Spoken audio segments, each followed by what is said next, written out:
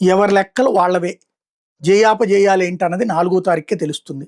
Exit polls exact poles అవుతాయా, pre poll సర్వేలు practical అవుతాయా లేదా అన్నటువంటి తెలుస్తుంది. సక్సెస్ అయినవి ఉన్నాయి, ఫెయిల్యూర్ అయినవి ఉన్నాయి. ఛత్తీస్గఢ్లో బీజేపీ ఓడిపోతుంది, కంటిన్యూగా కాంగ్రెస్ గెలుస్తుందంటే బీజేపీ గెలిచిన సందర్భం ఉంది. మధ్యప్రదేశ్లో బీజేపీ గెలిచింది అన్నప్పుడు ఓడిపోయిన సందర్భం ఉంది.